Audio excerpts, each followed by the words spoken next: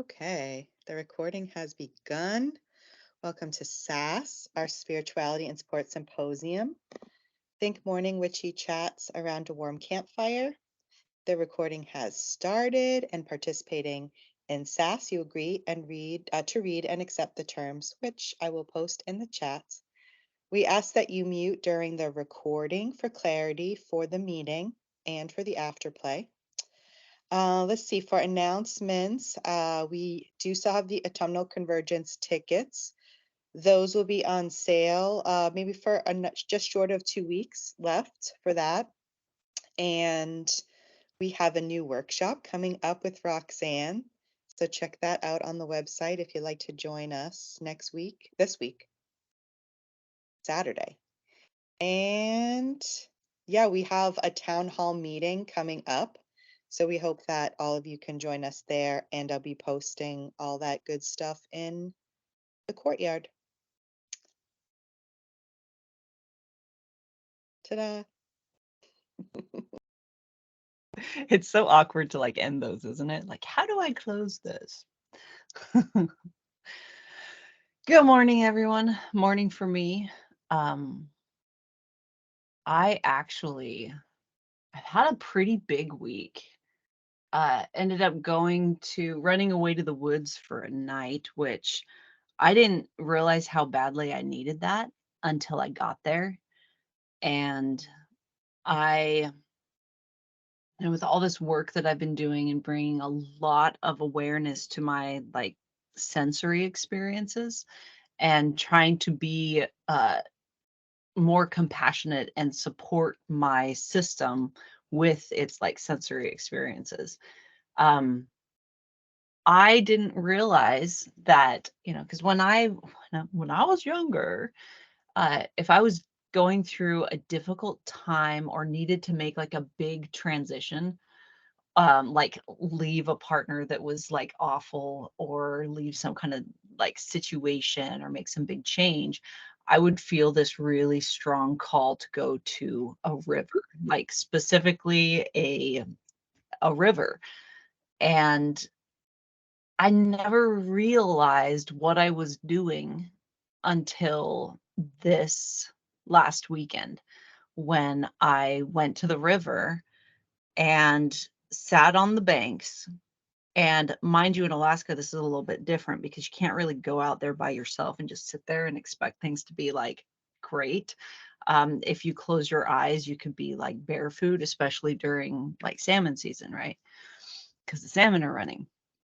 And so I had a friend there with me and just sat on the banks of the river and just that took that like deep breath, just like relaxed into it, and then just opened myself up to the river itself. And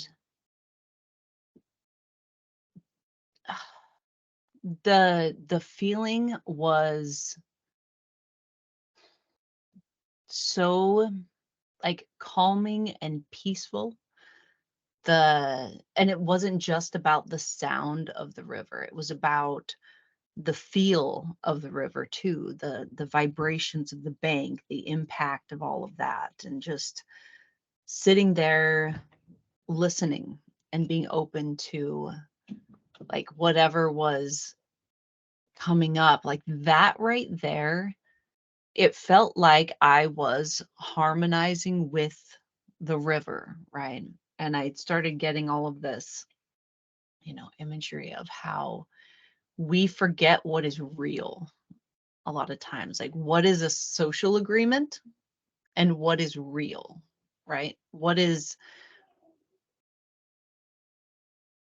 we get like when we're in our houses and working and all the stuff, we are completely surrounded by a totally different frequency than what is out in the natural world, with the buzzing of electricity and the like constant background noise and the constant um, busyness of life. I forgot how important it is as like creatures of this planet to get out and away from society, which is a social agreement, right? And the way that we navigate is all based on social agreements and rules and things like that. To just like get away from that and go to where the only agreement is life, and existence. And just spending that one night in that environment and being able to just breathe with the trees and flow with the river and witness a fire with no agenda, no plans, no needing to fill time, just needing to exist. Right? That, like, I'm tears are coming up just thinking about how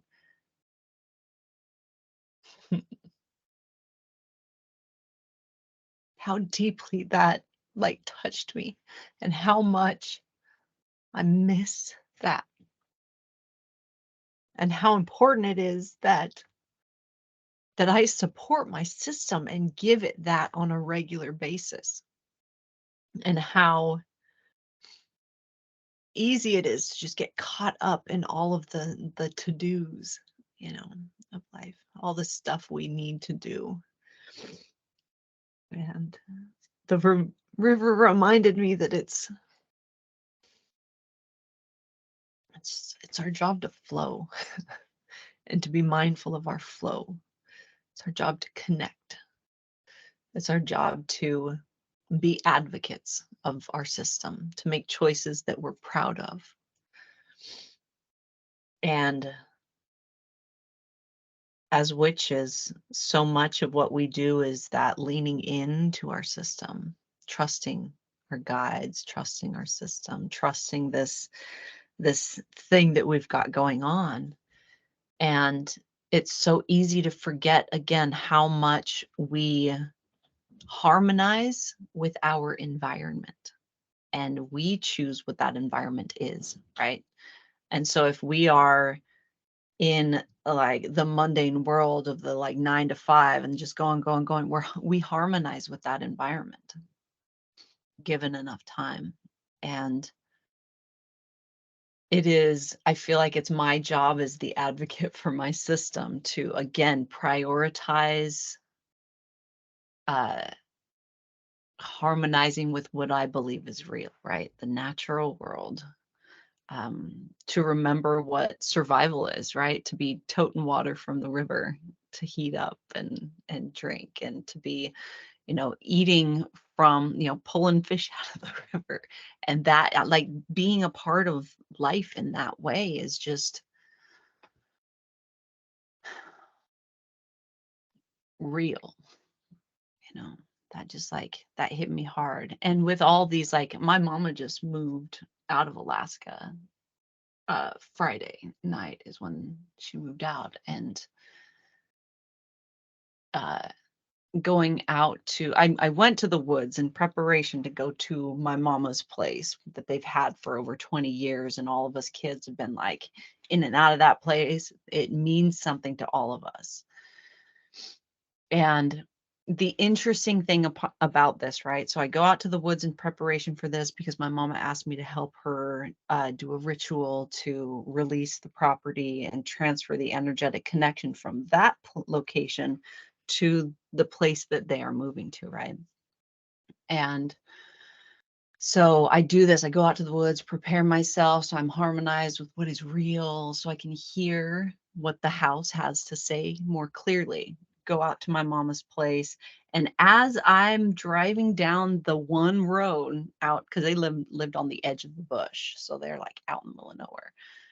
I'm driving to their house, and them with like a bunch of moving vans and stuff were driving away. And I'm like, oh, well, shit, my mama knew I was coming. Like, what's going on? Why? Maybe they just went to the store, right? So I get to the house and I'm sitting there, and it's just me. There's no one else there. 20 minutes rolls by, nothing. Mom's not answering her messages, nothing. I'm like, oh my God, like what's going on? All right. So clearly I need to be doing some work on my own, right?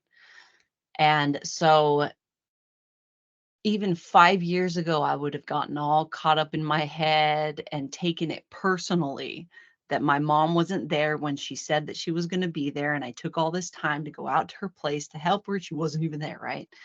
Um, but because I went out and prepared myself for this and was so focused on just going with the flow and trusting that my life unfolds exactly as it should. And so I'm there at the property and I got to have this beautiful, like very private moment with the house. I got to go into each of the rooms and allow the memories and feeling signatures of that space. I got to actually like savor the smell of my mom's house, with just me there without any external energetic influences, right? I'm not picking up on my mom's relationship with the house or my dad's relationship with the house. It's just like from like mine. And um I moved into the house with my parents when I was told that I would live in a wheelchair for the rest of my life. That's why I moved to Alaska to live with my parents, and they were gonna take care of me, right? Um, and I got during the time I lived at their house, I got a reversal of my diagnosis and this whole story. So in a lot of ways, it gave me like a second chance. And, two of my siblings passed while my parents were at this house. And so they carries that grief there as well. So I got to have time. And after my sister passed, she came and hung out with me for a long time while I lived in her childhood room. Right. So it was a really like big thing. And I was there for like an hour, still nothing. My parents are gone. They're not there, not answering their phones or anything. So I did the release ritual on my own and for my own system.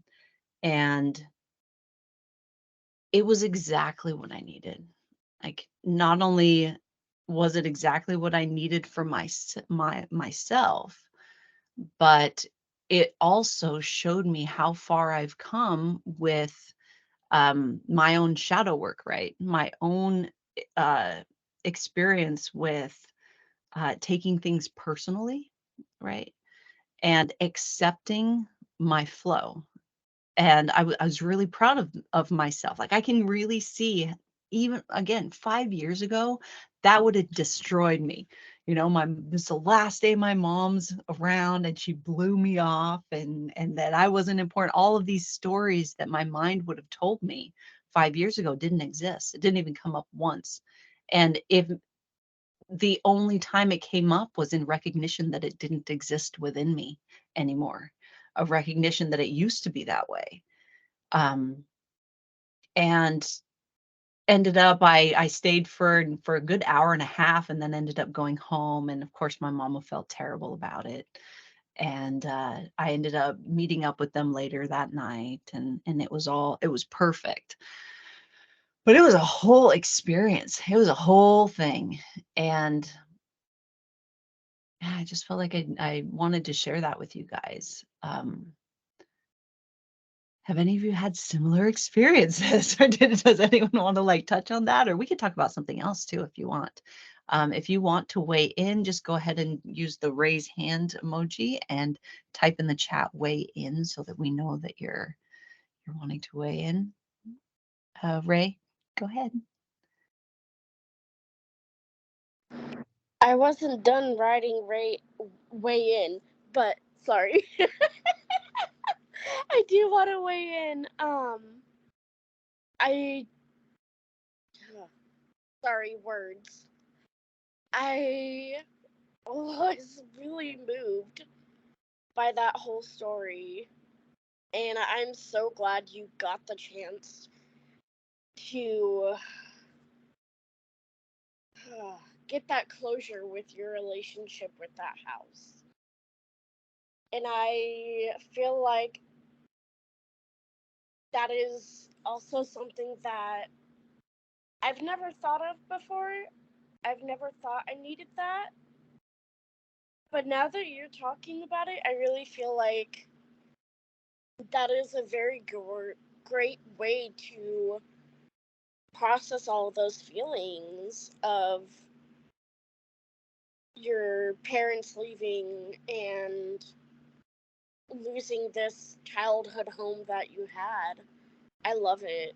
And I wanted to say thank you for sharing that and for the story about the river, because I am craving nature so bad right now. And I didn't realize just how much until you started talking about it. And it just reminded me that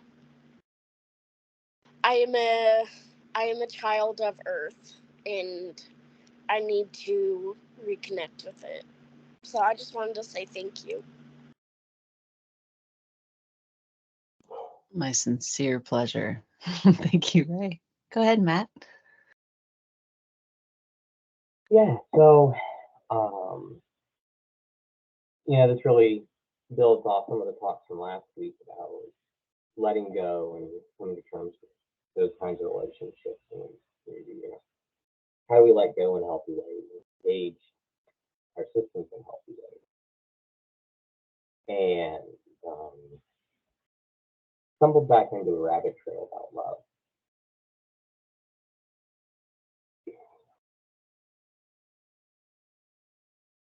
If it's okay with you, I cooked up a little bit of a meditation about love here.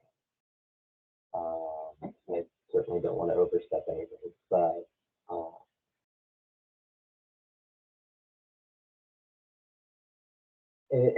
there's some messages about that I've learned that have unlocked some of the most ridiculous magic in me, through sharing and transmuting love, right? Like when we really tap into those, like we just burst out laughing moments with our friends. Like that's when faces break. That's when stuff catches on fire, and like you have the story to share, but like you know that kind of stuff. Um, and if you'd be open to it, you could share a couple songs that get everyone's energy in, talk about love a little bit, and then a couple more songs on the backside of that that just really anchor the message. And I like methodologies of like with some of the really deep love messages, the music gives an anchor point to go back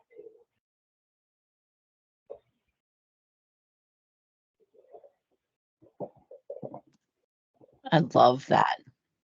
I love hearing different witches' approaches to those anchor points, right? And how we can use things like music, scent, sound, all of these things as anchor points to get us like right into a mindset or a place. Um, it's fucking brilliant. I love that. Thank to. you so much for sharing, Matt. Oh, you're welcome. All right, Ocean. I definitely had a similar experience with my childhood home when I moved away. Um, I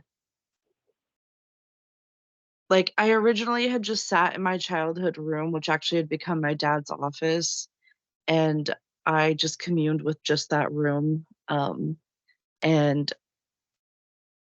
I felt a lot of emotion in that room, and it was always my safe space, but it also felt like my prison, but it offered me protection, and just a lot of mixed emotions had come up, and um, just a lot of validation of like my experience of that house was like sh- like I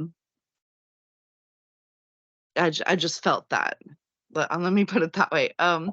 And I remember going to, like, each of the places that I had memories and just feeling them, and then, like, bringing myself into the present moment of, letting myself experience the real and then bringing myself to the present moment and experiencing it now as I am, presently, or was presently, and, uh,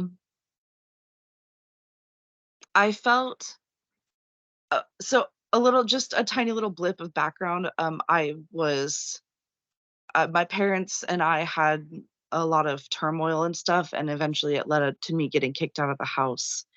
And when I left that first time a few years ago, it was in that turmoil, it was in trauma, I was angry, I wanted to practically burn the place down, like, that much rage, but, like, no actual violence, but, so leaving that place to move to Oregon, though, I was sad, I grieved it as I was leaving, it felt like the actual goodbye that I needed to, actually leave that place. Because if I hadn't gone back there, because I was really worried about spending the night there before leaving for Oregon, but I didn't have anywhere else to go because we were leaving the apartment that night. But if I hadn't have done that, even though I was afraid to do it, I wouldn't have gotten the closure that I needed either. So, I totally get that.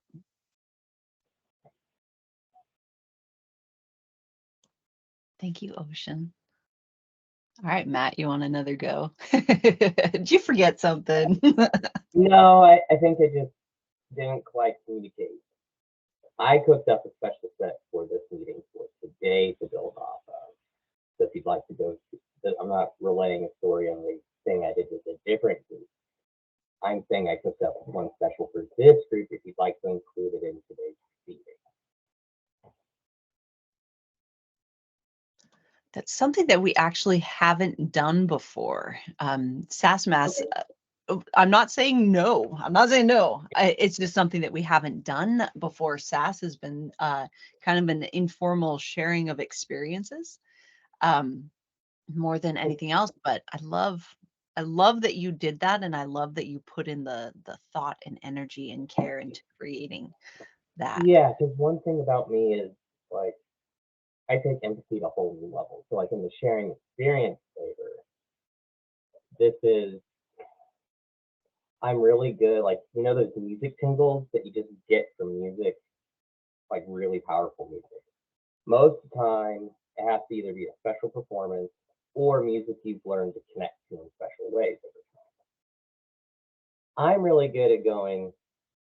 I know how to light my body on fire with this music, and I know how to let everyone turn the volume up or down on their headphones enough and dive into that as much or as little as they like. And then it becomes both a musical and an energy and a rethinking love all at the same time circle. Do you have anywhere that you share this work? Or Uh, just for the special people that float in and out of your life? I like cooking this stuff up every time I have an opportunity where I think it's really the group can receive that kind of impact. So like I don't put effort into a group that's not going to receive it. And I think there's groups that can totally enjoy that sort of thing. So I at least wanted to offer it for you to fit in wherever it makes sense.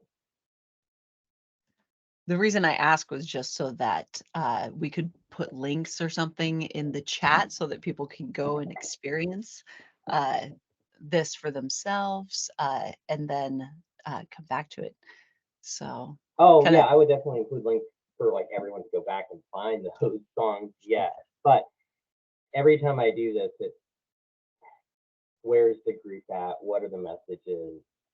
I'm tying it really, really, really into that stuff. So it's custom every time. good. I appreciate and recognize the amount of effort and work that goes into creating something like that. And I really appreciate it. Uh because yeah, because this we haven't done that before on this platform. There's like a consent thing that goes with it, but oh, Maria popped in. So Maria is our operations witch. So Yeah. send any information you can about it to that support at Bright and Dark, and we'll go over it and everything. Do that. But for this space right now, we just share Yeah. conversations. Sure. Um, but it's highlighted at the same time. So I don't want this to come across as dismissive, because that's not my intention at all. Like, not even a I'm tiny really bit. good at reading people. I know when someone's giving me that feels like a nope rope, and I'm just scared of nope ropes, and you're not doing that. So Yeah, yeah. No, no. I am genuinely interested, like genuinely would love to experience your work and to check it Yeah, out. absolutely. Yeah, Yeah, genuinely. so I'll email support and like we can pull up a 20-minute Zoom at some point and run through it, and we can experience and Right. figure out what to do with it from there. Love it. Thank you, Matt. Yeah. I see new people this week too. Hello, new people this week that haven't been to SASS anymore or haven't been to SASS yet. You are welcome to join in the conversation whenever you want. We want to hear from you, but there is no pressure at all. If you at any point, well, first of all, we're all pretty much, I think all of us are neurodivergent. So if just random boop pops in your head, you can change the subject at any time. We're cool with that. We can flow in whatever direction need be, and we can all pretty much keep up. So, uh, does anyone else have anything that has come up for them this week? Oh, Ocean, get it. I have a question that kind of goes back to the basics a little bit, but it's been really highlighted for me, and I'm really wanting to rediscuss it. And so I just wanted to ask you, like, what is an altar? Like, what is the essence of an altar? That is one of the best group questions, because there's so many different interpretations of what an altar is. For me, an altar is a space that I have set aside for a specific working. An altar work for me is something that is repetitive, or that involves my attention, right? So, like, there's so many different kinds of altars that you can work with. I have a working altar, and that's actually in a box, right? It's not even like a flat space. And my working altar has everything that I use in like my general practice. So it has all my go-to bits, the candles and the incense and the like lighters and release papers, things like that. That is just like a general working kind of altar. I have an altar to um, like an ancestor altar to my siblings that have passed and people that are close to me that have passed, that I go to not just to remember them, but to kind of revisit the energy that they brought to my life. Right. And so I have everything on that altar that I need in order to work that altar.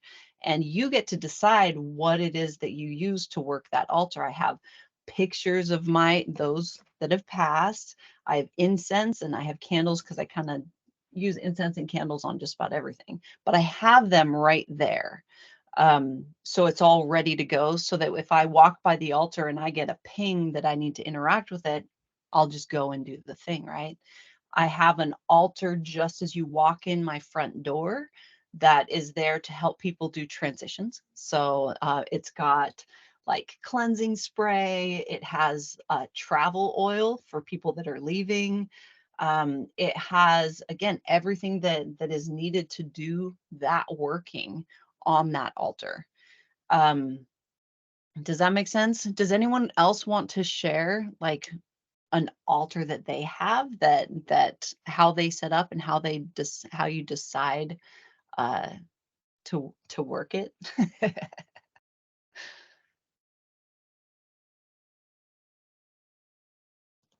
Go ahead, Karen.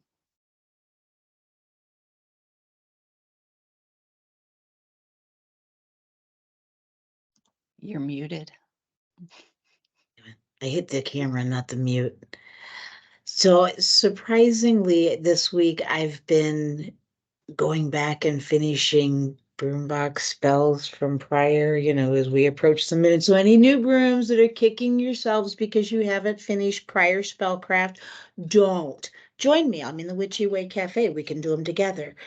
But so I started cleaning off my altar and I had this altar cloth and I don't remember where I got it. It's not an altar cloth, it's a table runner. Like I probably picked it up at Pier 1 or something like that, or somewhere along the line. So I decided to, and I don't know if you can see it. No, you can't.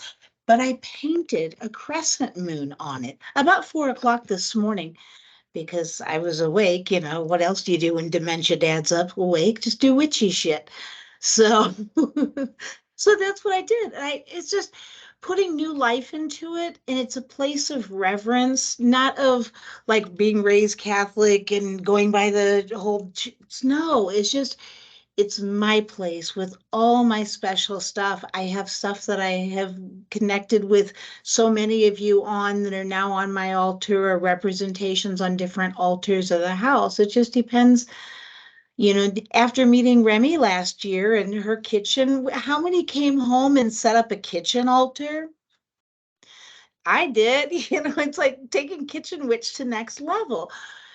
So there's so many different altars and you know it's mine. There's no wrong way. If you wanted to make it all out of crayons and construction paper, that is not, if that feels right and gives you warm fuzzies and stuff, do it. Whatever, it's a place to be mindful of your intentions for your best self. That's just how I look at it. And if you want to set up an altar to the porcelain god in the bathroom, do that. Happy pooping, pooping good health. I love you guys, but your practice is yours. Yeah, like a release altar, right? Just let it go. Yes. Oh. How many of you are now going to set up an altar on the back of your toilet? Like me, I'm super going to do that. It's happening. Just light some incense. Awesome. We're I going to love get you into guys. this. Hi, Corey. Go ahead. Well, I don't know if you can see, but this is I call it my neurodivergent altar that I have in the back. I have flowers from my father's funeral with a candle that I light that I keep in memory of him. I have wands that I've made. I have the candles that I work off of. I have oils. I have a bell. I have all the things I do for cleansing. It's just everything that I find that I love that helps me in my practice all goes there. Because again, as a neurodivergent person, I like to keep everything together as it is, or it will be spread all over my house.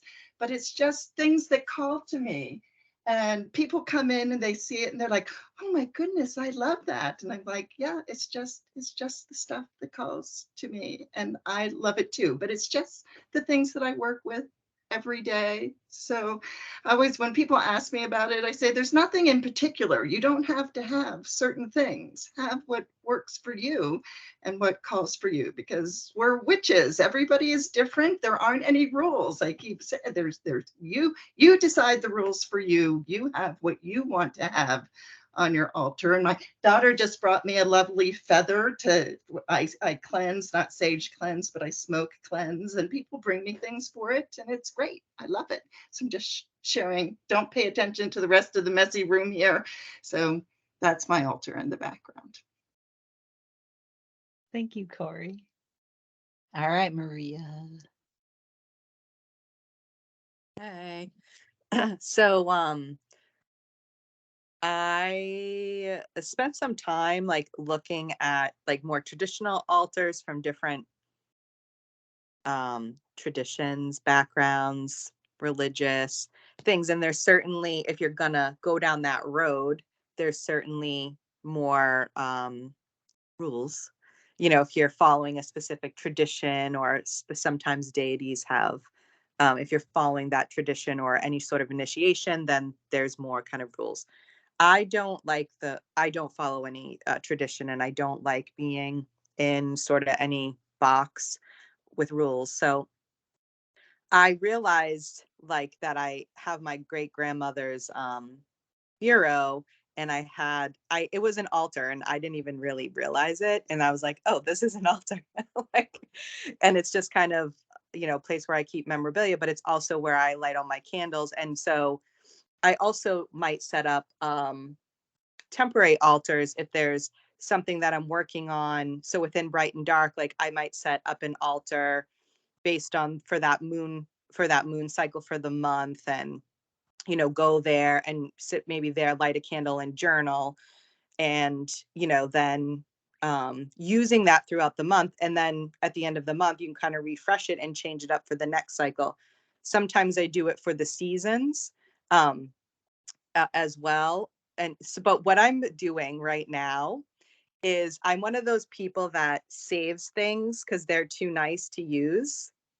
And like I've stopped doing that. So I'm taking out all of the things that I save and I'm starting to use them. So like this fancy soap that I spent, or the fancy candle that I'm like saving for, I don't know what I'm saving it for. Like it was like, it's so nice and I just wanted to preserve it. So I'm with like any altars or anything in my practice, I'm trying to utilize just what's in my space, whether that be inside or kind of outside. So that's just interesting. Just kind of challenge to myself not to buy anything, just to use what I have, which means that I'm using a lot of just personal correspondence. And sometimes, I'll be surprised of what I have that does align with traditional correspondences. And I love looking up traditional correspondences, but I just can't remember all of them. And so sometimes, I'm just like, go with the personal correspondence because then it's just in my brain already. But I think no matter what type of altar you have, it's kind of the intention, like, and that you're actually like working it, so you're going there, by the daily or maybe every other day, and kind of you're setting your intention there, or you're holding your intention there. And yeah, that's what I do. Let's see, who's after me? I am. Demery. I love that you brought up the traditional altars, Maria, because that is the exception. Because when you are following a specific tradition or doing work with specific deities, they do have specific ways that you set up an altar for that tradition, to the like location and color of candles, the different representations of objects on the altar. So there is, when you are functioning or practicing within a tradition, there is a specific way that they do altars. I don't practice traditional witchcraft, so I don't personally like do that, and I don't work with deities. So that's something that I don't really like need to consider. So I don't. Um, I there was something else that I was thinking about and I forgot. Oh, yeah. I have been on this kick the last with the sensory experiences, right? The realization that I was not taking into account my sensory experiences when I do things like set up altars or like organize my office, which is one big like fucking magical space, right? Um, and the thing with your magical tools is the more you interact with them, the more power they hold, right? The louder they are. And I found that with my working altar, this is stuff that I have used every single fucking day for years, sometimes decades. And for a long time, I just had that shit sitting on my desk, like right out in the open. And I was underestimating the um the influence it had on my system just sitting out. And so as I was going through, that's why it's all in a box now, because I got this like feeling of that I wasn't giving it the respect that it needed and the privacy that my tools needed. They needed to be like honored in a specific way. And again, this isn't me, like, this wasn't some like deity or something telling me, hey, you better fucking clean your shit up. This was me leaning in and listening to my like tools that I consider companions and teammates, right? Uh, they were asking for their own little private space, which is what I did. And sometimes the things on your altar are going to, they could ask you for that. And right above my desk, like right up here, I have a big, huge shelf, and it's filled with little bottles and little jars of magical shit, right? We're talking like the charcoal rendered from sacred trees of my like witchy friends, and things grown by my witchy friends, or like I say this a lot, like the dandelion fluff collected by children in the light of the midnight sun on the summer solstice, right? The shit is like powerful. And just having it on display, um, it was like disrespecting it is the vibe I was getting. I wasn't respecting the power that it held. And by covering it up and giving it that privacy, it was a way of respecting that. And hearing, like, my mama used to always paint her herb jars a dark color. And we hear that we need to store herbs in dark, just to preserve them, right? But I think that there's a privacy element to that as well, like honoring it in that way. It's not just to keep it powerful or potent, it's also to honor the potency of the energy as well. And so that was like that was a recent development to my practice. I never really thought about that because I like the aesthetic of all the little bottles and all the little like trinkets and things. But my system was like, no, bitch, you can't do it like that anymore. This is not the way that we are going to navigate this. So your practice and your altar work is going to change sometimes. Sometimes your system is going to be like, I need it all out, because if it's out of sight, it's out of mind, because that's the way that my brain works. I need to know that it's there in order for me to know what I'm working with. And sometimes it's going to be like, nope, put it all away, put it in the cupboard and put it to sleep. So there is no right or wrong way of doing this outside of a tradition. Outside of a tradition, very specific. All right, tag Matt, you're it. Gladly accepted. Yeah, so I think whether it's, I like to expand all of this into the rest of life. So, like, if I'm doing woodworking or if I'm doing work in a professional setting, how am I making an altar to myself? Like, what's a reasonable environment to work with to connect to what I'm trying to do? Right? Altars can go definitely beyond strictly spiritual or deity type work. Getting the flow, whether it's a hobby, whatever.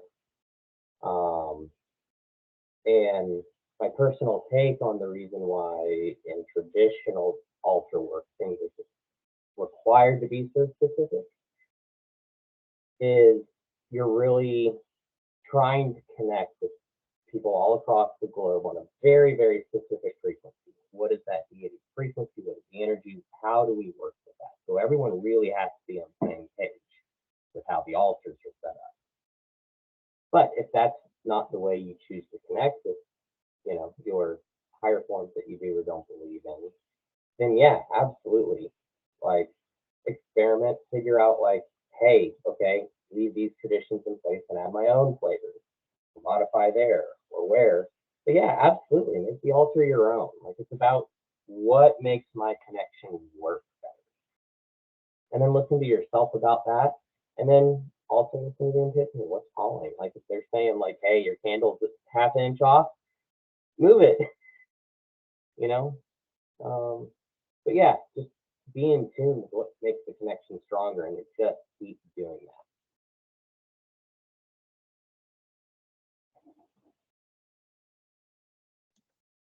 Thank you, Matt.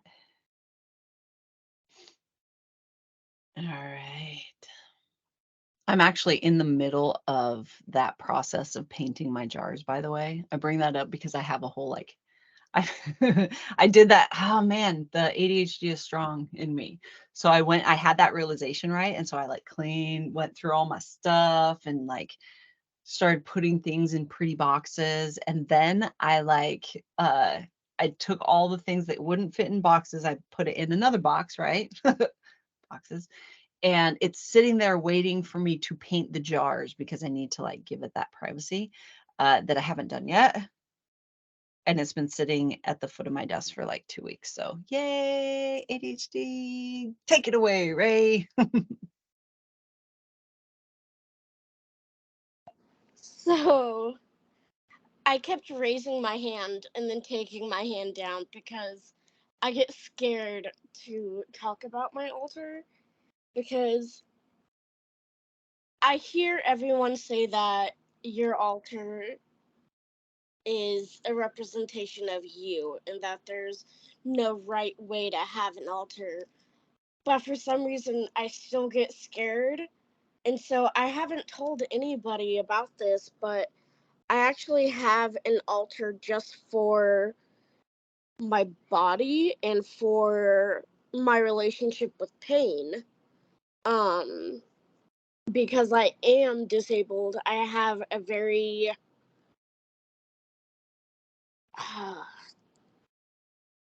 I don't know, it's a very weird relationship with pain. And so I have an altar for when I have my bad pain days, and it has different things on it that I use that none of them actually like take away pain. Some do, they lessen it, but I still like to feel my pain because it helps me realize what I need to do next to fix my relationship with my pain. And so it's just, that's the altar I use the most because I am disabled. And I don't even know why I'm sharing it, but I guess I want to know, like, is that wrong? And I know you're going to say no, but it still feels like I'm not doing it right. And I know that that's stupid, but oh my God. um, Hold on. Sorry, that plane was like really loud. Anyways, but yeah, I don't. Does anyone use an altar like that, or am I just funky?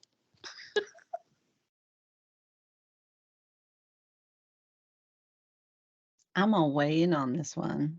I'm gonna even lower my hand now so I don't forget. There we go. Okay. Um, Ray, who are you talking to? Like yeah, I mean, you know that we're gonna be, all of us are gonna be like, that's not weird at all. I know. Right. So those of us that experience chronic pain, and it's like really common for us to experience chronic pain for lots of reasons. But changing our relationship with pain is a very big and important tool, right? Especially if it's something that's a part of our everyday life.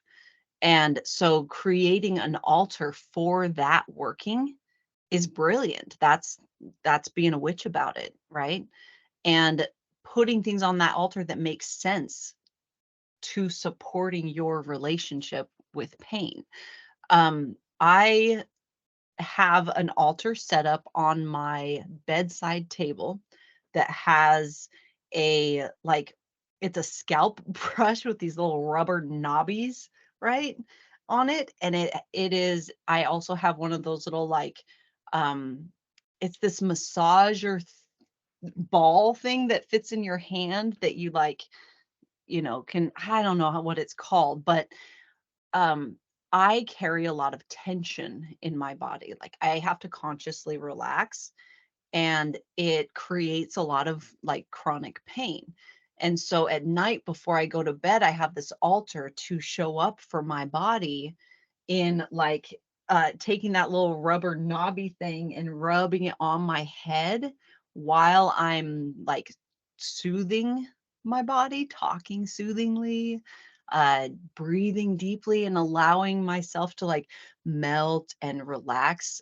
That altar is set up to support that practice because it's important for me to show up for my body every day, and recognition instead of denial that I hold tension all up in my neck and shoulders and head.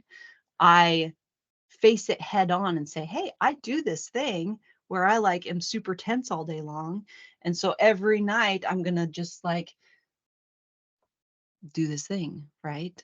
I have started looking at pain as a sacred messenger that my body is trying to tell me something, or that my body needs attention in some way. And so when I experience pain, I turn in instead of trying to avoid. Um, but that has taken like years of practice to do that, right? Uh, and yeah, I mean that's what I do. I hope that's like helpful, that you're not a weirdo. You're this isn't like a, I mean, you probably are. But that's like, I love weirdos. But I definitely am. yeah, I'm such a weirdo too. Like, let's be real here. um, I think that's a beautiful practice. I think it's beautiful. I'm glad that somebody else does a version of that too, because Oh yeah. I haven't met anyone that does that, and so I guess Mhm. I just felt like it was the wrong way to do it since nobody else was doing it. Nobody else is talking about it. Like, that's all it is. Most of the time, what you're feeling, like, I don't want to share this because I don't want to be weird. There's like 10 other witches that are feeling the exact same thing. I don't want to share this because it's fucking weird, right?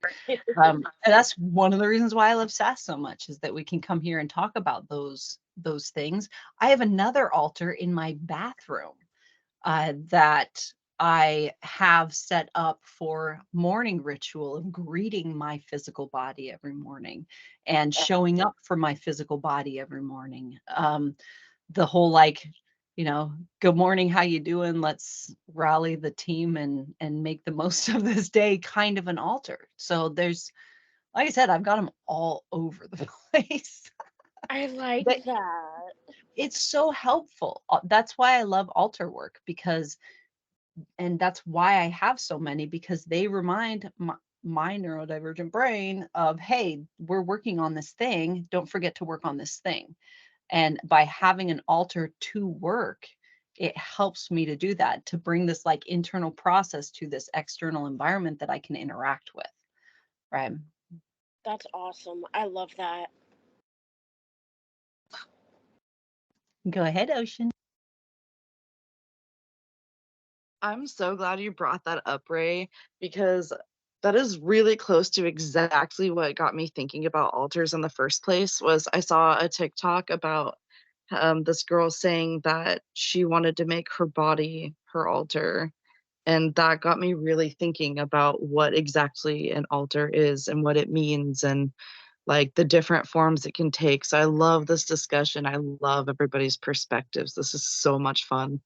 Um, I I kind of do the same thing with my bathroom. I didn't really think about it before, but I very intentionally set up my bathroom as a plate, as like an altar to like my sink area, like the vanity area is always like for my morning routine, and then the bathing area is for like, I usually set it up so that it's ready for whatever kind of bath I want to take, and I can just put whatever, that corresponds with the ritual like into it. Um, but I never thought to set up a toilet altar. And I want to say I know that was a joke, but that is just so brilliant, you guys. Like, I just love that so much. And like an altar to like my chronic pain, and like honoring that feeling instead of like begrudgingly being like, I should be, doing something about it, and like just being upset that I even like have to do anything in response to the pain, but like seeing it as a magical working. I think that's really brilliant, Ray. Thank you. I love that.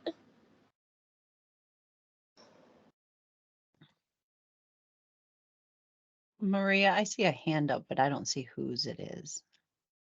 I believe that's Beth Ann. It's me. Hello. Hi. I have actually I hadn't really thought of it as an altar, but I bought this clear plastic shelf and I have all of the spelled body oils and the bath salts all set up right where I can grab them. And I have that scalp massager thing too right by my bed. Um, so funny how we're all so alike, but yeah, I think about it like the first thing I do in the morning is put on some of the body oil and the coronation hair oil and then go about my day. And then at night, I use some of it as well. In shower time, it's all right there. So it's really nice to have that space and then also holding that space for when I'm not feeling the greatest. Like I shared this week, I wasn't feeling great. So I really leaned into that. Yeah, that coronation oil is the best. I love it. My hair is so soft. Um, but it also makes me feel kind of protected all day, I guess, or like loved, embraced, maybe. I don't know. Anyway, yes. So I do think like every corner of my house is a little bit of an altar to something that I need. The kitchen is set up where I can grab everything I need to nourish my physical body. My bathroom is set up to kind of bless myself in the morning. And my bedside table is set up to help me relax at night. I have a stone on there that reminds me to remember what I'm grateful for during the day. So I think all of that's really amazing.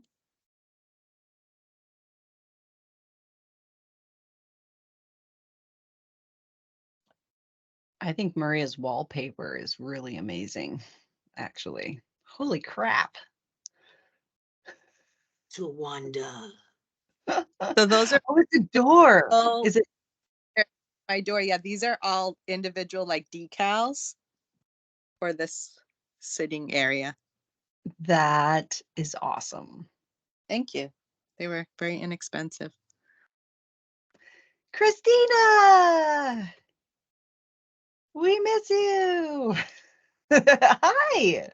Hi, somehow I can't get onto Teams with my, I've been trying, but I didn't know who to reach out to, ironically.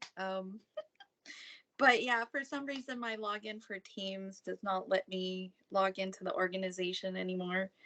I think it's under a different email, Tina, but I can tell you which email we have for you. Oh, sure. Okay. Yeah. We can set it up on different one if you do. But hi, everyone. I'm alive. Yeah, hanging on, but alive. I missed everyone. We miss you. I see everyone's posts, and for some reason I just can't log in, but I can see stuff. But yeah, it's great to see everyone growing. And I'm wearing the T-shirt Madonna made for me, and I did get a compliment at the pet store. I was like, oh, that's the first time anyone's noticed my shirt. I wear it every Sunday. This is my Sunday's best, I guess, for church, which is ironic. I thought it would be funny to wear it as my Sunday's best, but no one seems to like even look at shirts these days anymore, except for the lady at the pet store who loved my shirt.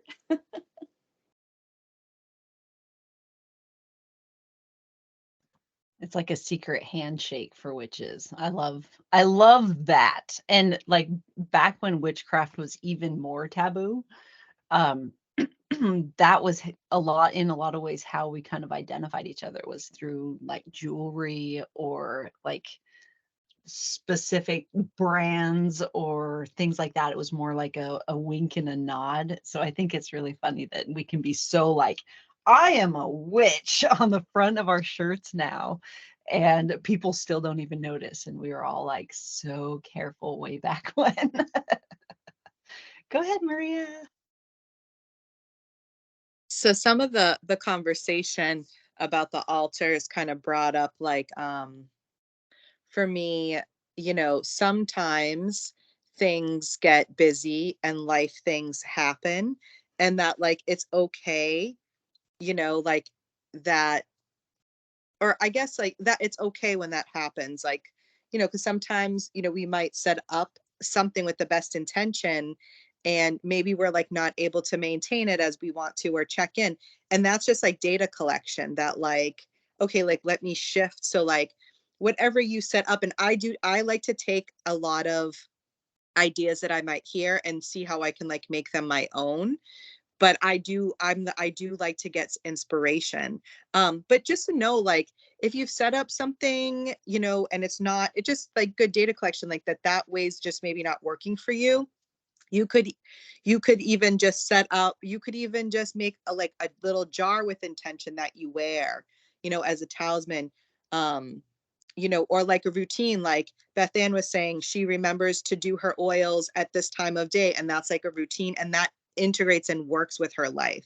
And so just to mention that, because I know often sometimes in the chats and different things, people will say like, oh, I haven't done this and I haven't done that, or I haven't been journaling, and that we might feel down about doing it. But I'm just like opening that up, that that's okay, that life happens, and it's important to like address and pay attention to the things that are happening, and that we're busy witches, and so we need to create workings and altars and practices that integrate with our own lives and that do actually work for us. And that's okay if it doesn't look like somebody else's. So I just wanted to mention that because that thought popped in. Thank you so much for that reminder, Maria. I love that you brought that up, because like when we are putting up together these altars or setting up these like practices, we need to take into account all of the bits of our system, not just like the shoulds that we're applying, but how much time do I really have? Do I even like burning incense? Do I actually get something out of a card pull every morning, right? Do those kinds of practices, um, if you find that you're not doing them, rather than like applying guilt and shame for not doing them, uh, instead bringing the light of awareness that that isn't necessarily what is working for you right now, and that's okay, right? And adjusting accordingly.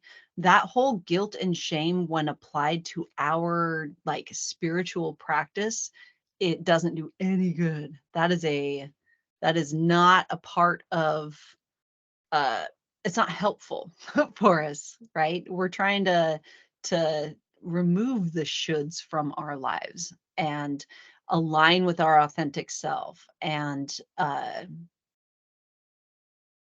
that's not going to happen if we guilt and shame ourselves for not doing something or participating in something. If it is needed, you would do it. If it's helpful, you would do it. And kind of leaving it like at that, digging more into that is just like not helpful. Go ahead, Christina. It's funny how the universe works, because that's something I am really struggling with. Like, how do I show up when I'm so far behind? I have, and I love my boxes. I really do, but they're a constant reminder of how I am not showing up for myself right now and how I am so far behind. And even looking at them, it brings me joy, but a little bit of sadness because of where I used to be. But then I remember it's hard.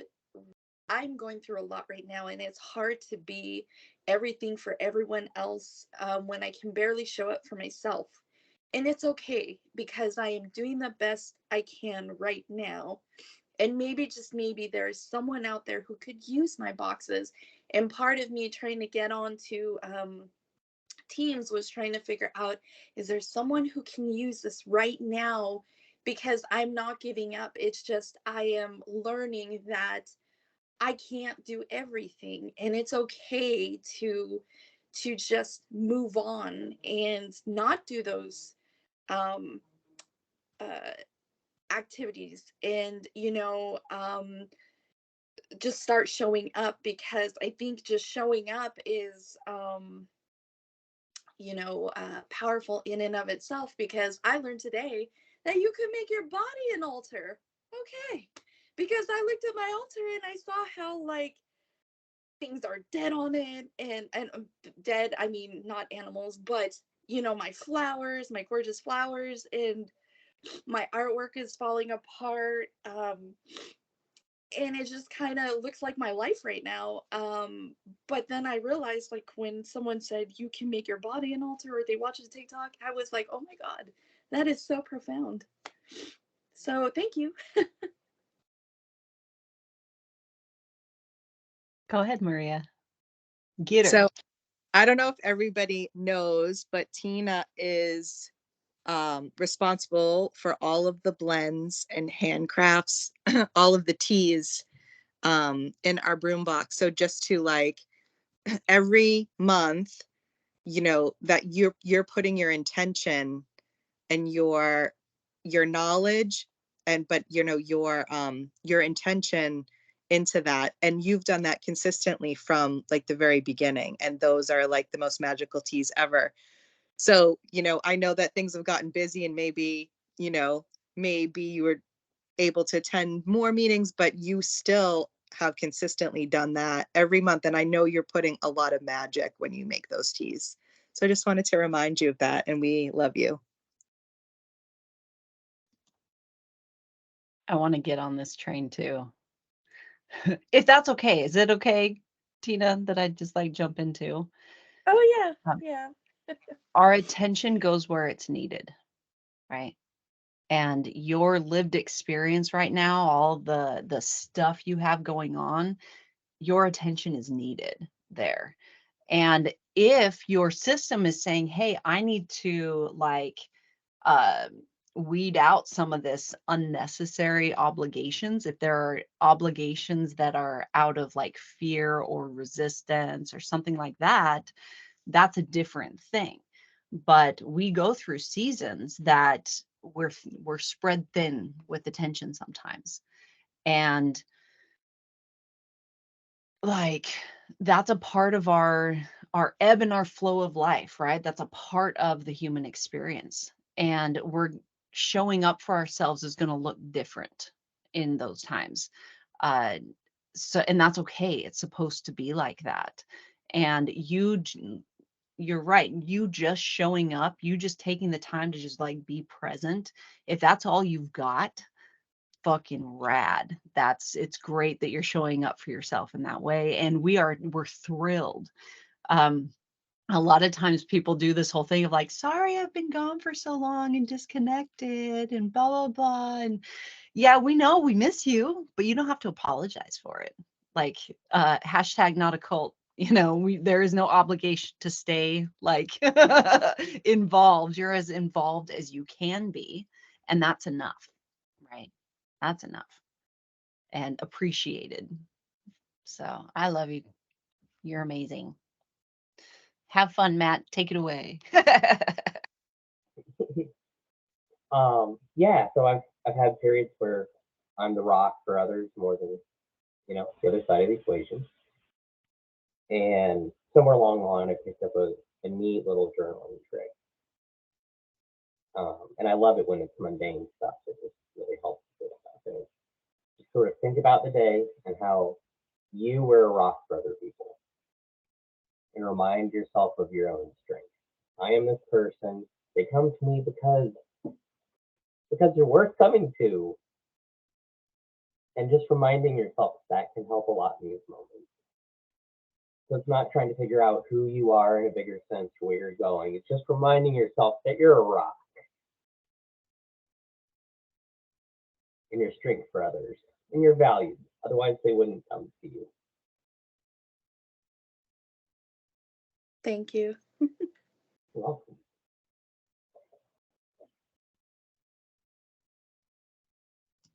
Go ahead, Petra. Hi, Christina. I think this is the first time I've met you. I don't know though. Hi. I put some stuff in the chat because I was just like thinking about it. And really, like, it's so interesting that we're talking about altars. And then I think it was Ocean that mentioned the body as an altar and stuff. I'm like, oh, this is like, I didn't have language for it really, but that's how I practice because, like, wildly neurodivergent, deeply traumatized, and like very chronically ill. So I'm like, keeping stuff together outside of the thing that I walk around in all day, like, probably not. Like, I gotta feed myself. I got stuff to do. I have, like, there's the spoons are limited. So I just wanted to say, like, I put a little article in there, and she was talking about kind of like that our bodies are definitely altars. Like, we cleanse them, we like get in the bath, we do the things, we adorn them, we like almost like an opportunity, to treat our bodies as something sacred and with like loving care and kindness and attention.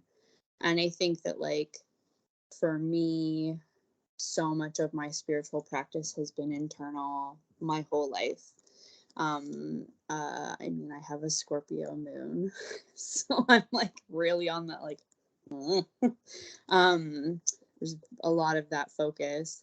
And for me as well, a lot of these practices for me feel really private. And so I do a lot of, I don't know, like a lot of my spiritual practices, things that I do happen in my mindscape. They happen more in kind of almost like an astral way, or like in a liminal space way.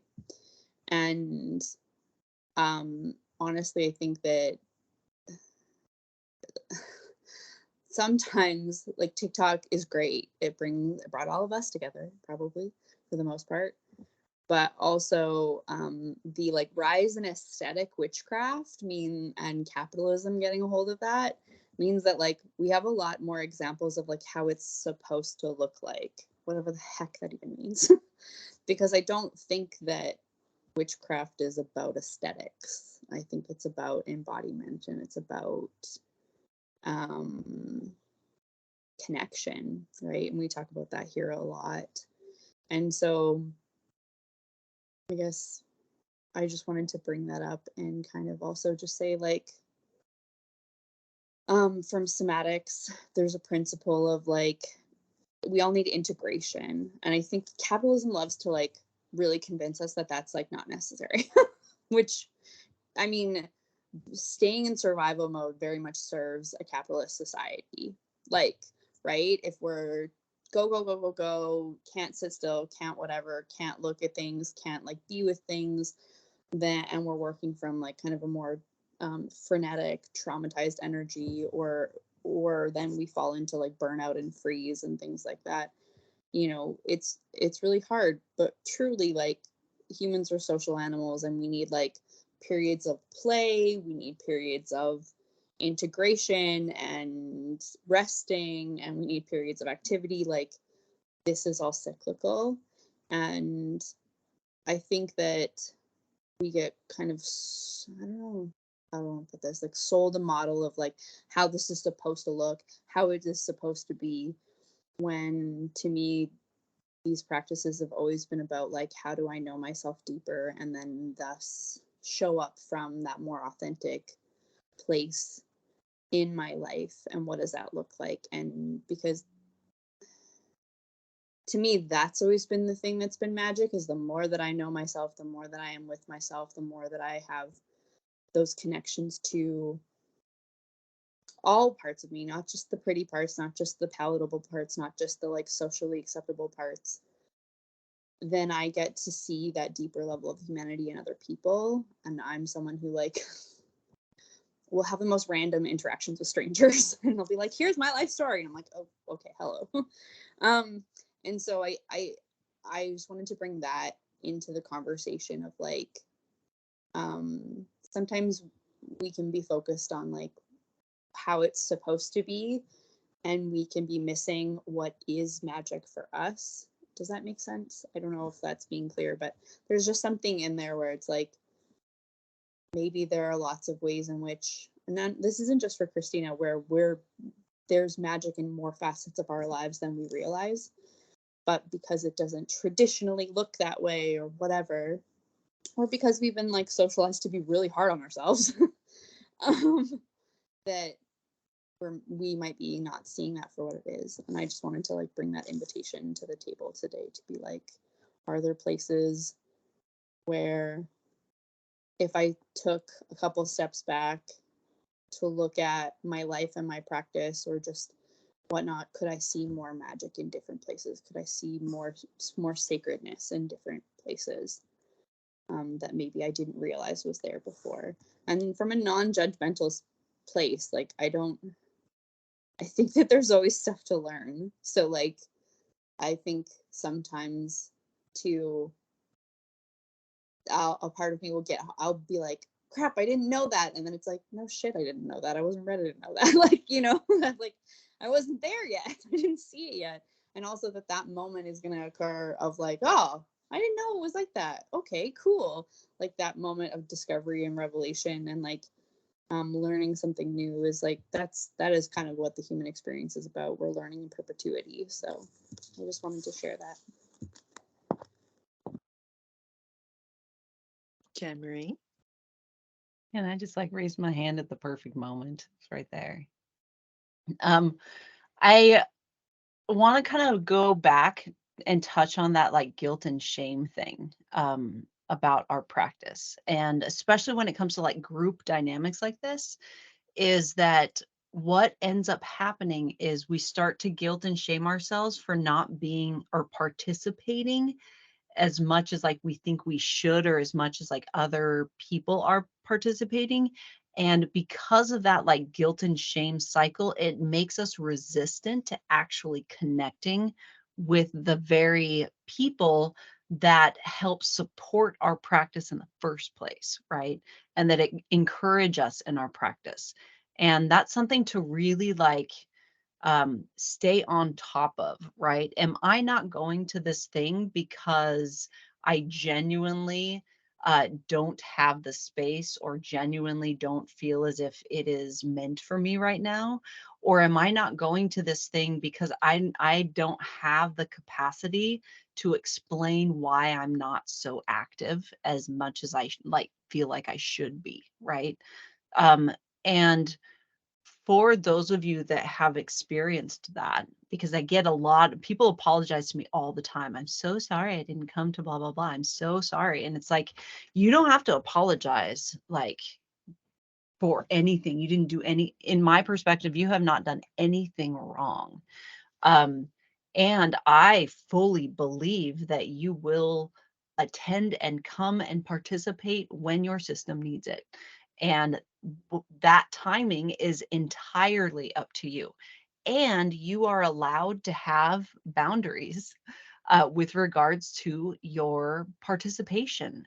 You're allowed to show up and say, hey guys, I'm here to absorb. I don't have the capacity to interact, and that's fine.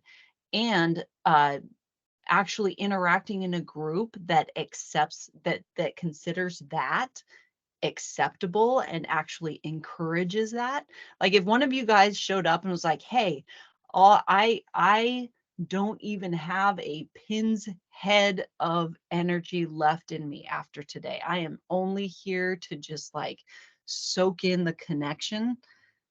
That like, fuck yeah, I would like put you in the center of the circle and give you energy if that's what you're needing. Like, tell me how to support you. You don't got to say anything. Just showing up. Just showing up. If there's a part of you that needs that connection, you're allowed to just do that. And actually doing that is a brave thing to do, especially when you're not accustomed to being accepted in that way, or thinking that you have to have something to contribute in order to participate. That is not a part of what we're playing with, right? You're valuable exactly as you are. And like choosing to avoid the thing that you feel internally that you need the most, because of some like idea that you have to, um, that again you have to contribute in some way in order to receive, is I just had a train wreck. My I looked up and saw how many hands were up and I was like, zoink. So apparently you guys have something to say about it. So take it away, Maria. I'll ping in if my train gets back on its tracks. Yeah, I mean, a lot of Gemry, like what you were saying there, and that last bit, kind of, looking at like the social conditioning, or sometimes, especially if you were involved in any sort of religion, when it was like, you have to do this to be a good X, Y, and Z, which isn't true. Um, and you are magical beings. So you just being in the space that you're sitting in with the other people around you in your environment, having an energy exchange, that's like a magical experience, like however, you want to look at it. Um, and yeah, I think I was going to say something else, but I forgot. But it was just more about reminder that, oh, that's what I was going to say. The Karen's expression of a reason, a season, or a lifetime has been in my brain for like the last 2 weeks. And sometimes, like, you have this one night free and you show up to one meeting and you hear what you needed to hear. Like some people are just meant, like, sometimes you're just meant to have that experience, get that message, and then go on. And some people might be around for longer. Some people might stay in the foundations program for a month, some for 24 months. But it was just all about the experience that you had when you were there, and both are really valuable. um like I was thinking about like the therapy that I've done, and like what really stands out is two different therapists saying two different things to me, and like I've hung on to those two things, but it was just a couple of sentences. So it was just like that meeting, that experience, that is what I needed to hear, the message that I needed. So um it's like, and I'm certainly not, don't want to make light of anything, but as I'm going through this experience, I think of it more as a game, or I try to, um like, because I'm just kind of like, okay, like I'm a student in earth on earth, and like what is the universe bringing me today, like what are the lessons.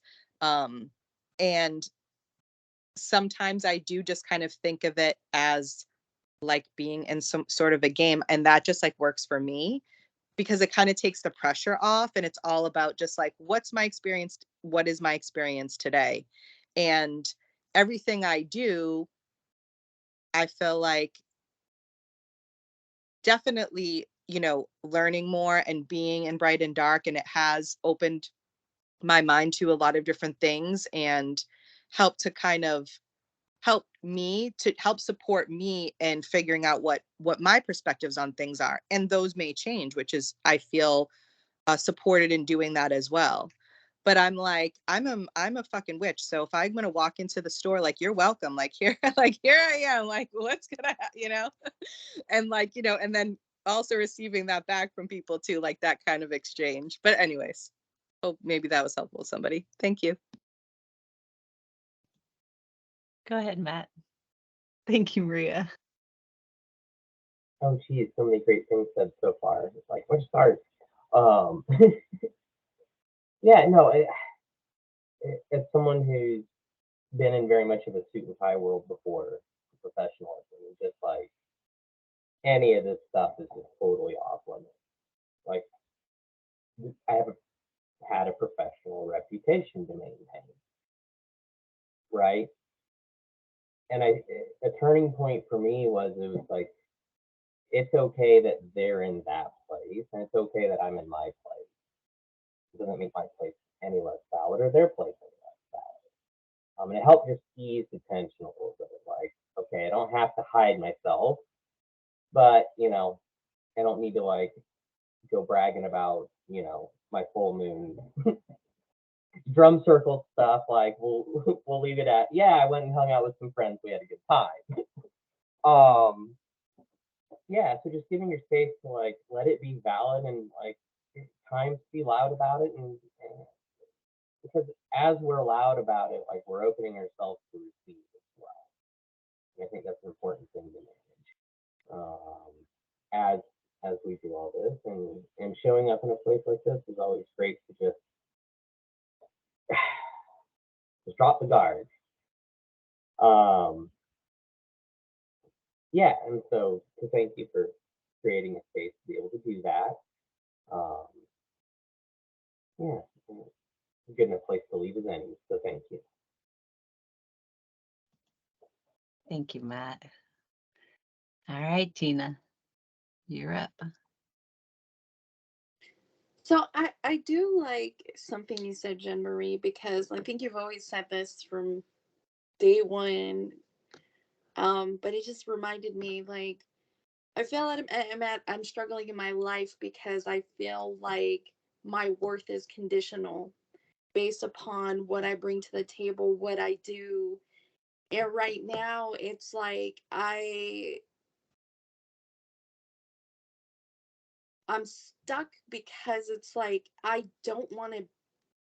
I am like a high driven individual. I can work for 2 40-hour a week jobs, get shit done, organize my son's schedule, my husband's schedule, like boom, boom, boom, boom, boom, and still have a witchcraft practice.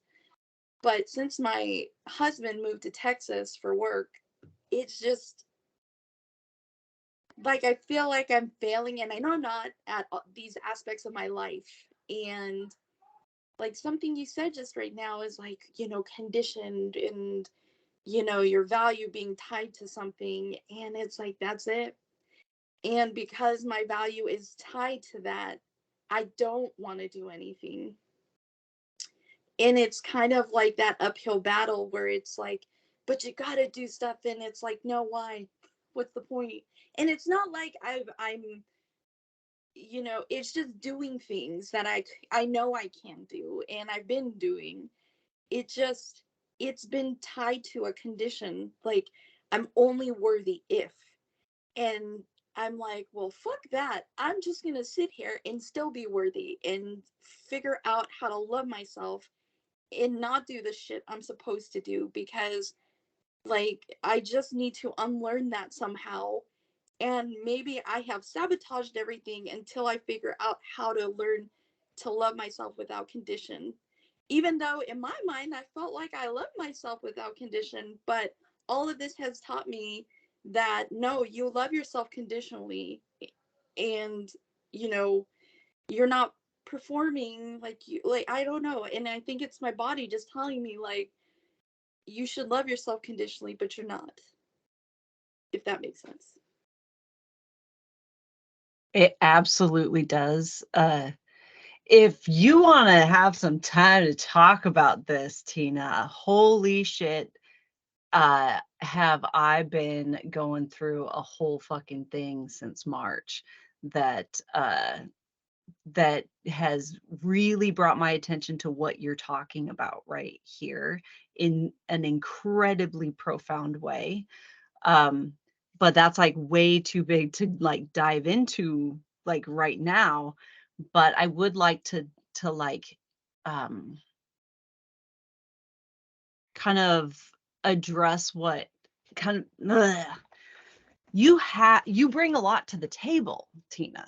Like in all the circles that you run in, you bring a lot to the table because you are very capable, and you are very like high functioning when you need to be. And living your life like that as like it's like almost golden child kinds of things of like I am known as the competent one. I'm known as the one that can get it done, that you can go to, and if you have a need, you come to me, right? And our physical bodies can't keep up with that. they're not supposed to work at that pace. And as witches, our balance is important. That physical and spiritual and mental balance is where our power is, right? And as the advocate for our system, making those choices of, hey, just because I can doesn't mean I should, right? And am I including my mental well-being, my spiritual well-being, and my physical well-being when I'm saying yes to this? Or am I trying to maintain my reputation for like showing up and being like the go-to guy? And who am I if I have to say no? Like, I'm not the no guy, I'm the yes guy. So who am I then? Right?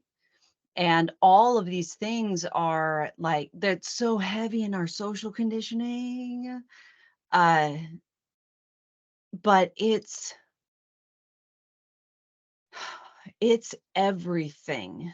And your guides might be taking you through a season that you need to be loved on unconditionally, that you need to be showing up or find a space to show up, that nothing is expected of you, and you can revel in the fact that you carry no responsibility in this space. You don't have to contribute in a space. You can just sit and suck it up and like wallow in the fact that you're sucking it up. And that's cool, right? And I know that I personally would be honored to be able to be that guy for you. That's like, yeah, you don't have to do anything. You don't have to, make the teas, be the doctor, be the mom, be the everything, like, at all. You can be Tina and just like, that's it. And that is enough. That's all I've ever wanted and all I've ever needed. And I'm stoked to be, if that's what you're needing, stoked to be able to show up for you in that way. Um, because you're awesome and you deserve love and community and connection unconditionally. Your perspective, your the unique you that you are, like, that's all that is needed. Just you being around, you being the beautiful, amazing, kind, and generous person you are. But you are also acceptable when you are stretched thin, when you are tired, when you are sick, when you are angry, when you are frustrated. You're just as accepted in those spaces or in those places too. So um, I am going to lower my hand because I just confused myself with the numbers. Go ahead, Maria. Like, wait a minute. I think Matt may be, oh no, maybe, okay, sorry. Yep, I'm next, sorry, numbers. Oh, no, I accidentally unclicked and put myself at the back of the line. Okay, I wasn't sure. Do you have a weigh in, Matt, or I do. Yeah, you go ahead. Go for it first. Okay. Yeah, so all the magic and intuition stuff, that's all super chaotic, right? And part of our practice is engaging with the chaos and not letting it take control. And I think so the social programming is those that can like fall into the rules and wake up at the right time and go to the gym and like just follow the recipe. We're taught that that is the model we're supposed to fit in. And as witches, like, forget it. Like, that just doesn't work for us. What that does is it creates a social situation of people want to naturally follow that have those rhythms in place. But what actually happens is we become the best delegators. People are chaos. We understand flavors of chaos. Like, put us in a social situation or whatever flavor you're strong in managing chaos. Man, we just know exactly who to put on what task, and all of a sudden everything's just taken care of. And so I think there's a lot of value in practicing that and finding value in, hey, I don't have to fit that social system that we were taught that we have to do that things this way to get to the end result. We can be the chaos, lean on delegation. Like, we give a lot, ask back, it's okay in your personal life, right? So make that a healthy exchange and lean on the strong stuff, and that's managing chaos.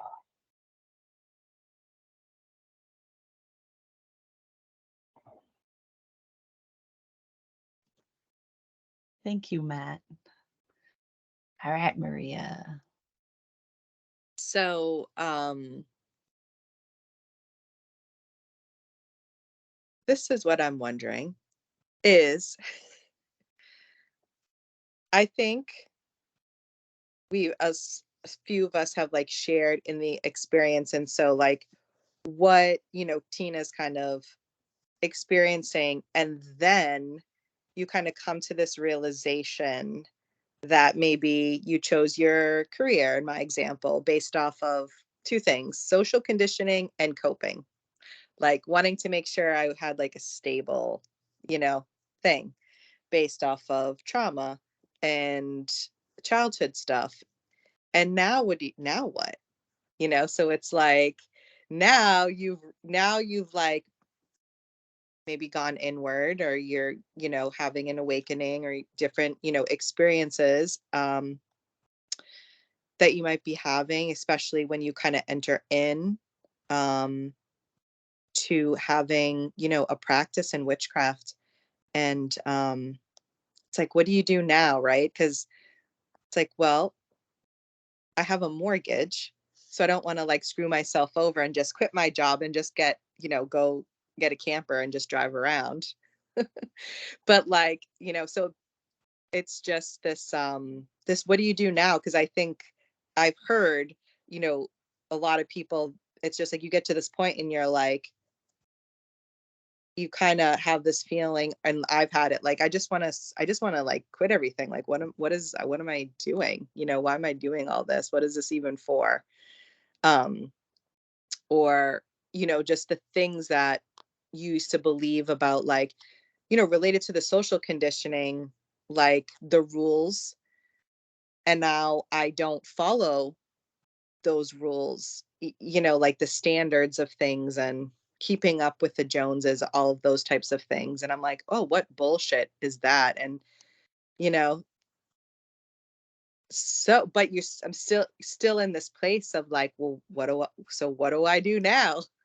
So now my kind of beliefs have changed, the way that I feel, the way I interact with my environment, the way I interact with people has changed. um been doing the foundations program, been doing shadow work for 2 years, and have done therapy. So it's like, okay, now what? And so, we like work on manifestation and things, but it's like a process. And I guess I'm just kind of also validating that it's frustrating when you like maybe realize that you don't want to go about things the same way, but like you might have obligations to other people. Maybe you have children and a husband and, work things that you're responsible for. So it's like, it's just interesting. It's really fucking interesting. Like, what do you do now? And I'll just leave it at that. I don't know. I've done, kind of working on it, but it's mostly been like an inward. My boyfriend made a comment, like, it was funny when I was looking at different, like, to switch jobs and different jobs. And I was like, just talking, goes, well, you're like a go-getter. Like, you go for these, like, whatever he meant by go-getter. But I'm like, why do I do that? Like, why is it, is it money? Is it this? Is it that? So anyhow, Ben, I saw your comment. I know Ben had that he had shared with us. And so thank you for letting me talk. Thank you, Maria. All right, Christina, go ahead. So I do like what you're saying, Maria, because sometimes it's like I have forever and a day have been conditioned to work on this professional side of me, right? Get good grades, go to church, be this image of what the church wants to be, and like it's just I've always been conditioned to show up whatever. And now that it's like, I asked my husband, do you think we're successful? Or do you think we need to like still like pound sand and like hustle? Like and it and he's like, are you kidding me? He's like, I think we're successful. And it's like it's kind of sad we have to sit and ask, are we successful? It- like and then I was like, well, I guess what does success mean to us? And then I realized like my whole image of myself is changing. It's not sometimes that I overextend myself. It's just things are different things are important to me now. When my husband left, I just realized like even though I'm like be with me honey, but just in a different room and don't talk to me. It's just knowing he's there around the corner. Um and like I've realized all these important things. I've realized like how conditional my love to myself is. I've realized that yeah, Maria, sometimes I look at myself and I'm like, I don't know if I really want to do what I want to do. And I've spent a lot of money trying to do what I want to do. And it's not that I'm not good at it, it's just is it still that thing that brings me joy?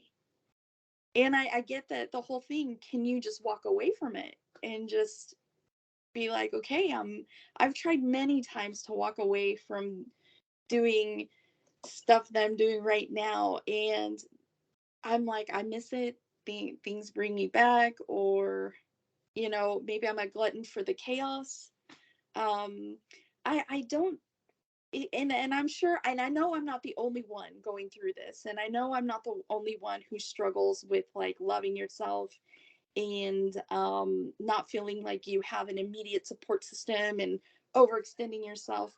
But it's just actually dawning on me all at once, like right now, like all of the shit in my life where I thought my life was like hunky dory. And I'm like, well, why am I not doing the stuff I want to do? And it's like, oh my God, like, it's overwhelming. Yeah. So, I mean, I see where you're coming from, Maria.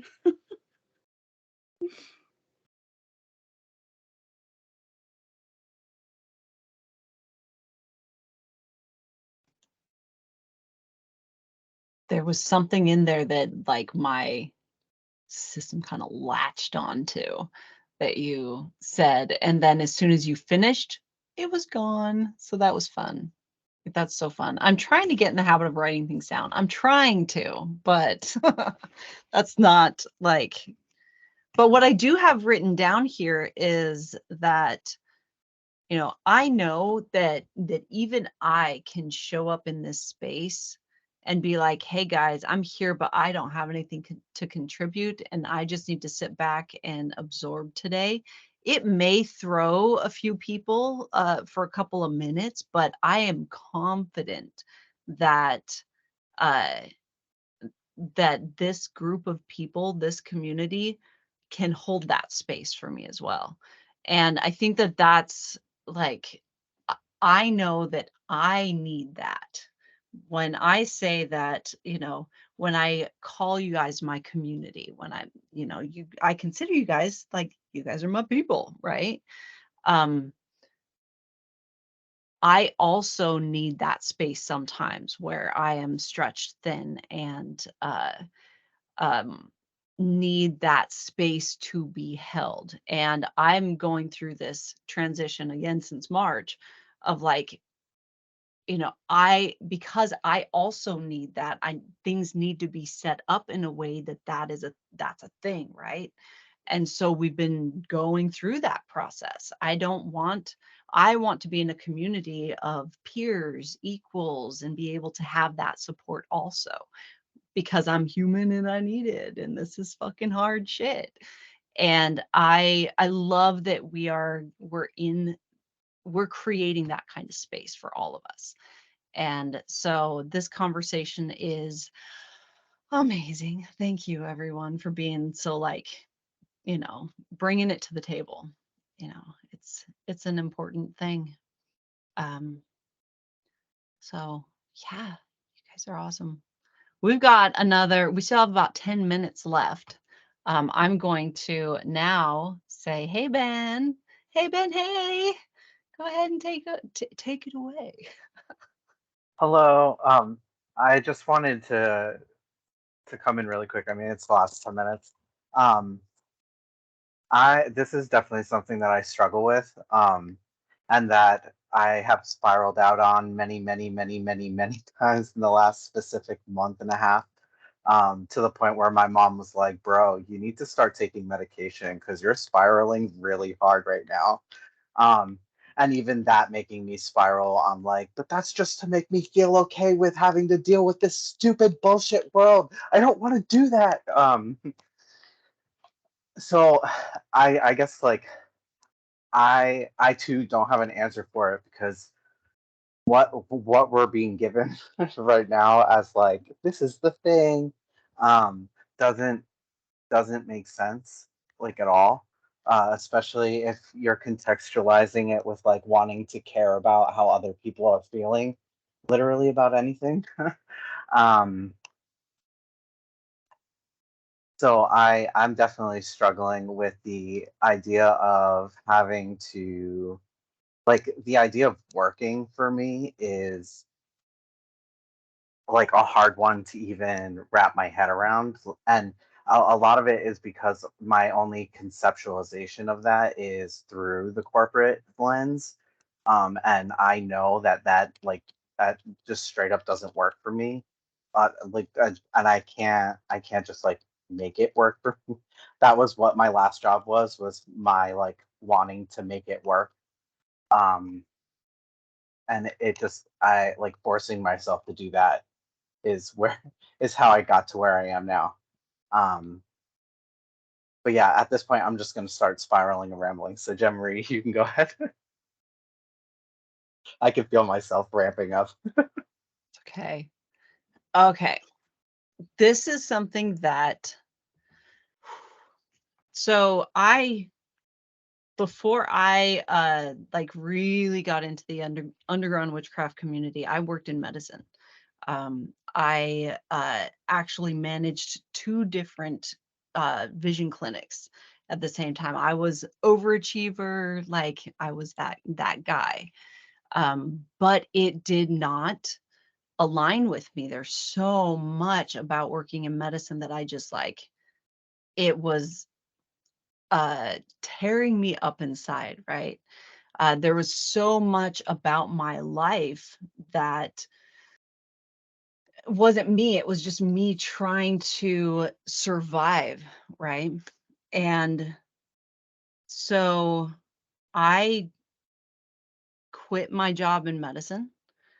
I removed all of my responsibilities and literally lived in a shack with no insulated wall. I put cardboard up to insulate the walls, like minimal. I completely stripped my life back to what do I need to survive? What is survival? What is surviving? What is important? What is real? Uh, and a lot of what we do um, in our modern society, a lot of these things like the big house, living by ourselves, like solo living is fucking expensive as shit. I was really passionate about educating people how to do communal living because it is something that is learned.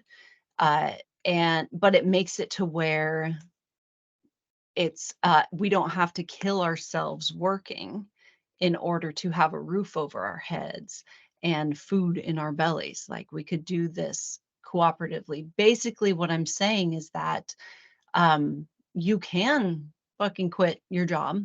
You can do all of those things, but you have to ask yourself, uh, like, what you want, what kind of life you want. What are you willing to let go of? What is not important to you? Do you really need 3 cars for your family? Which is like 3 times the insurance, 3 times the gas, right? Do you really need that big, huge house? Or, minimizing things, taking away your responsibilities and recycling as much, working on as much like cooperative living kinds of dynamics as you possibly can. Basically, what I'm saying is that uh, you may have to work a 9 to 5 and do all of that thing with your current lifestyle. But how much of your current lifestyle brings you joy? How much of that do you really need in order to survive? What is survival? And life is so much more than just surviving. And we can survive in the woods. Like, we don't need all of this stuff. Like Maria was saying, do I really want to just like sell off everything and live in a van and do that? If you want freedom, yeah, that's a lot. There's a lot of freedom in that. It depends on what are you willing to let go of in order to not have to do the 9 to 5 thing. So it feels like hard decisions now. But also, like, I've been houseless. I've lived in my car. I've lived in a tent in the woods for months on end. So the threat of houselessness isn't a threat for me. I have a totally different relationship with that. And a totally different relationship with a lot of things that are considered like necessities in life, because I have actually lived and proven to myself what I actually need. And with all of that, the base of everything, all of it, is what we actually need is each other, is community. Your relationships are what is important and what will get you through when times are slim or difficult or stretched. Go ahead, Karen. Do you want to wrap us up?